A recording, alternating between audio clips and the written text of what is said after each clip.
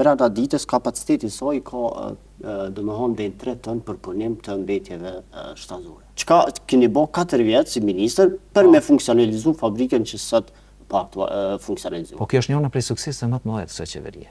Do që ja kanë përbërgjë opinionit, në këtë rast ma kanë përbërgjë edhe mua në radhë parë që postulin mua. Edhe por diçka që është publiku shumë interesuar me ditë, për shkak se është kontratë shumë e madhe. Pse është kontratë e madhe? Po tyrat për shembull në statistikë të vogël. Cila statistikë? Brenda ditës kapaciteti i saj ka domethënë deri 3 ton për punim të mbetjeve shtatësore. Apo ai keni kalkuluar? E kam kalkuluar. Brenda ditës. A bën pyetje me ta shtruan? Po. A keni kalkuluar ju si gazetar të Kosovës se cili është domi që i shkaktohet Kosovës nga mungesa e një fabrike për trajtimin e mbetjeve? Po. Edhe cili është çaj kalkulim? Na e kemi raportuar.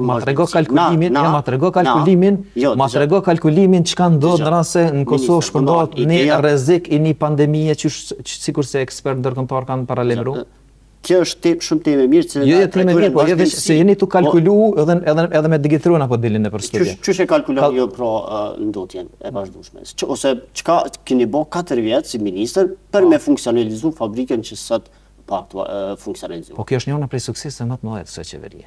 Funksionalizimi i fabrikës. Në aspektin ambiental, është njëra prej sukseseve më të mëdha, për shkak se 14 vite ka pas stagnim. Fabrika është ndërtuar kryesisht me fondet e Bashkimit Evropian.